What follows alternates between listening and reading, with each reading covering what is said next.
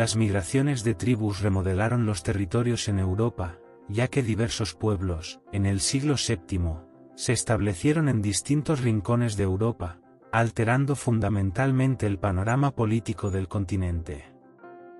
A partir de estos tiempos, tribus como los francos, godos, sajones, lombardos y muchos otros establecieron sus propios reinos únicos. Todos estos reyes albergaban aspiraciones de independencia, cada uno con sus propias unidades militares. En el este, el líder del Imperio bizantino enfrentó graves problemas con los ávaros, sasánidas y musulmanes. En el oeste, el estado más poderoso eran los francos, que, bajo el dominio de los reyes merovingios, continuaron expandiendo gradualmente sus territorios.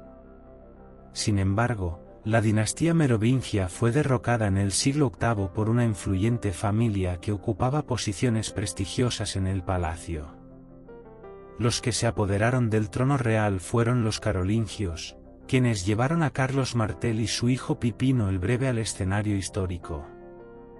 El gobernante más ilustre de esta familia fue conocido como Carlomagno, o Carlos Magno. Carlomagno, excepto por una parte significativa de Inglaterra y España, conquistó casi toda Europa occidental. Sin embargo, después de su muerte y la de su hijo Luis, el país se debilitó y se dividió por herencia en 843.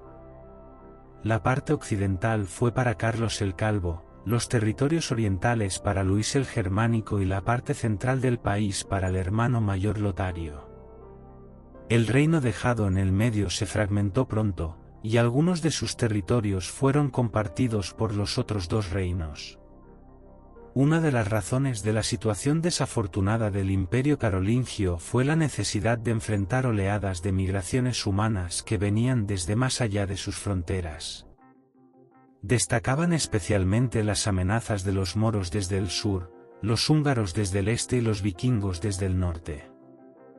La Francia occidental estaba en declive y la gente depositaba sus esperanzas en personalidades de rangos más bajos en lugar de confiar en el rey en la lucha contra los vikingos.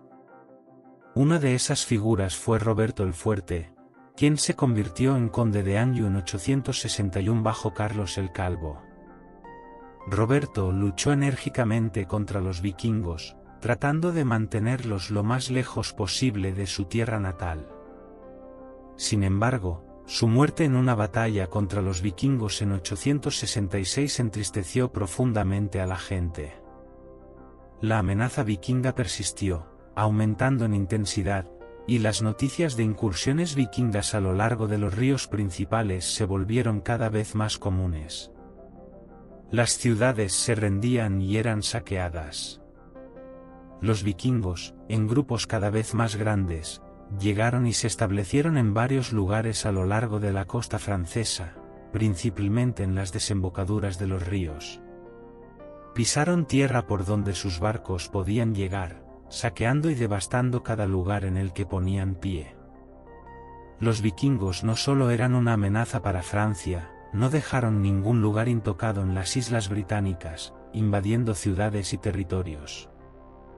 Las costas del oeste de Europa, las tierras de Al-Ándalus y la parte occidental del Mediterráneo estaban entre los lugares donde afirmaban su presencia.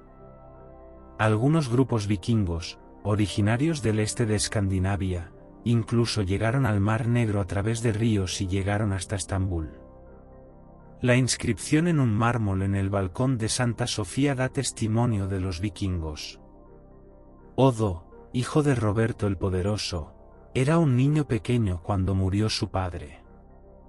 Al llegar a la edad adulta, logró reconstruir parte de lo que su padre había poseído y asumió el título de conde de París. Mantuvo esta posición durante la prueba más crucial que París enfrentó contra los vikingos. Para estos nórdicos que previamente habían organizado varios ataques a París, el río Sena era una de las rutas de invasión más atractivas.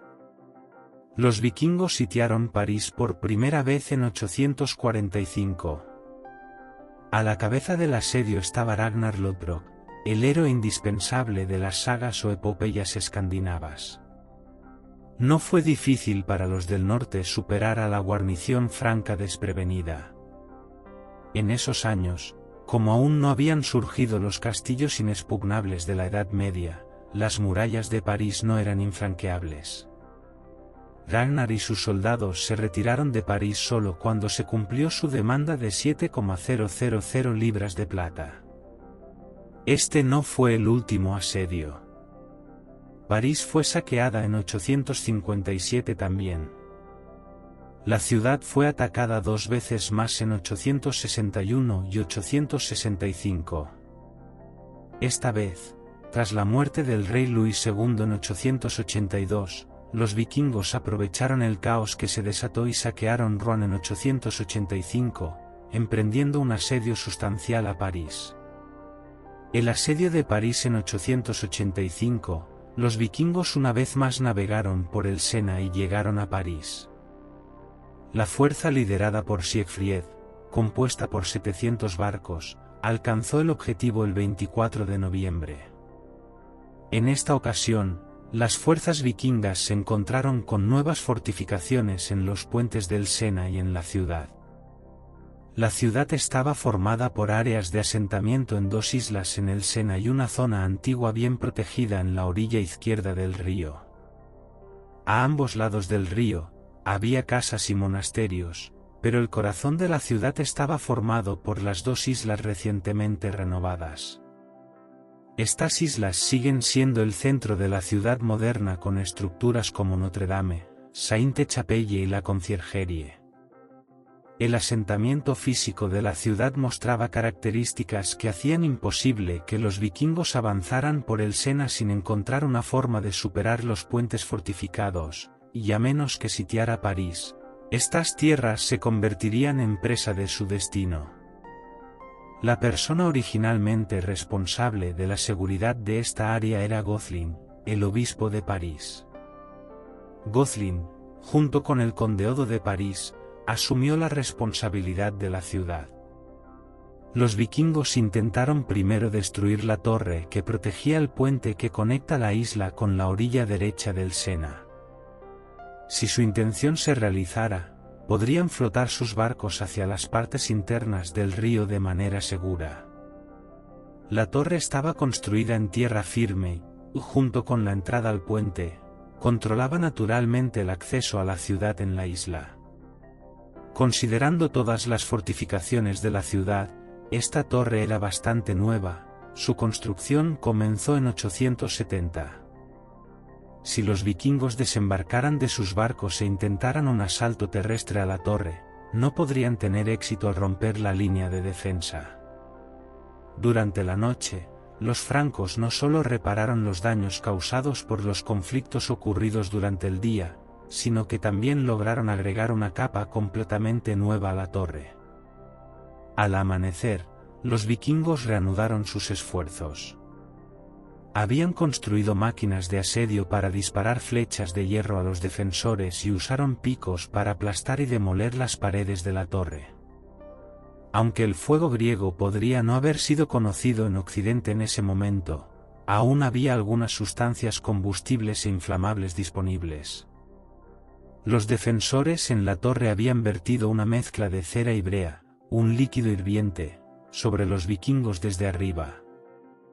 Los defensores también tenían potentes dispositivos mecánicos capaces de lanzar lanzas. En una ocasión, una gran flecha disparada desde uno de estos dispositivos empaló simultáneamente a 7 vikingos. Desde el principio es evidente que los vikingos tenían varios tipos de equipo de asedio.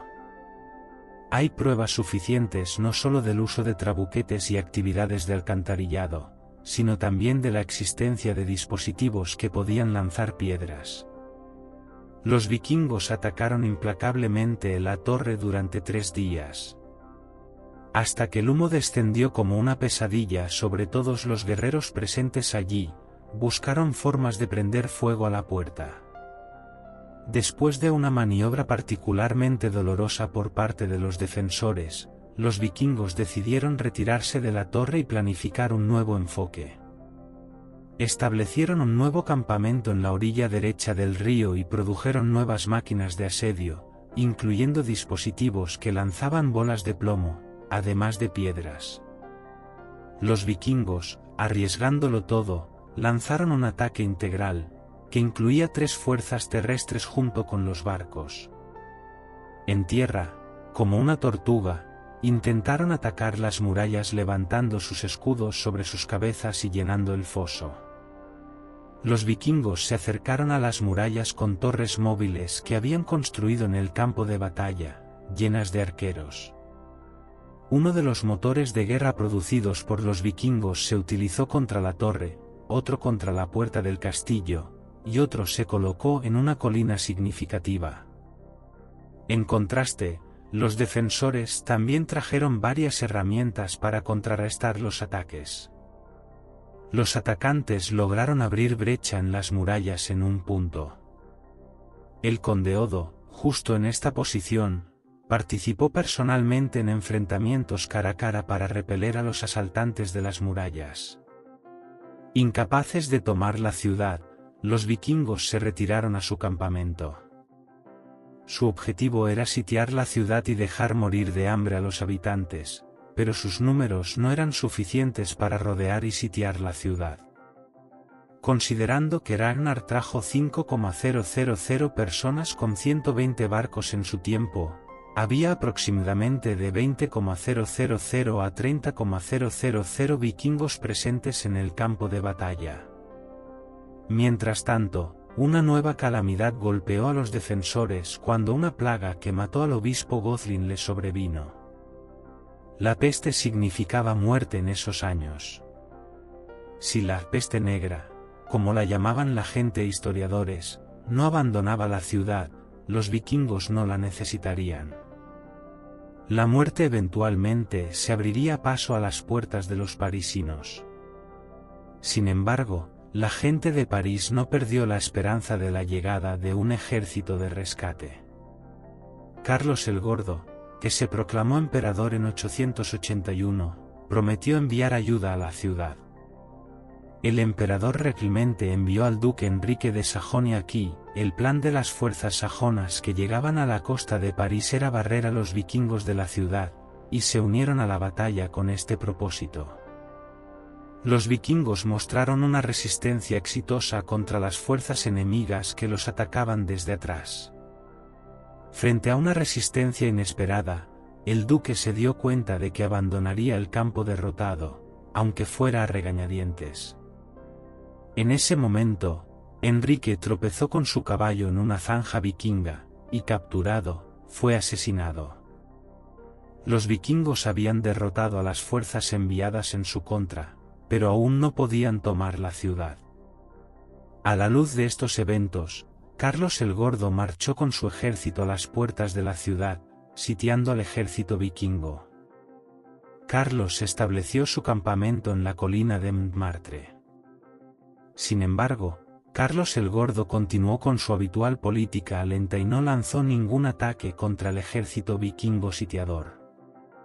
Rollo, uno de los líderes vikingos, inició negociaciones con el rey en la primavera siguiente para abandonar el asedio y retirarse. Para acelerar la retirada de los vikingos, Carlos les entregó una cantidad considerable de plata. Dándose cuenta de que ya no podían capturar la ciudad, los vikingos aceptaron la oferta y se sentaron a la mesa de negociaciones. Sin embargo, ofrecer dinero a los atacantes había manchado la reputación del rey. En 886, finalmente se alcanzó un acuerdo que puso fin al asedio de París. Carlos el Gordo, entre otros términos, aceptó pagar cierta cantidad de tributo y consintió que los vikingos avanzaran hacia Borgoña. El conde Odo y la gente de París, sin permitir que los vikingos pasaran por París siguiendo el río Sena, arrastraron sus barcos por tierra para continuar su viaje. Quizás el resultado más significativo del asedio de París fue el increíble aumento del prestigio del conde Odo. De hecho, tras la muerte de Carlos el Gordo en 888, el conde Odo fue elegido rey de la Francia occidental. El aspecto más simbólico y memorable de la defensa de la ciudad fue la torre frente al puente.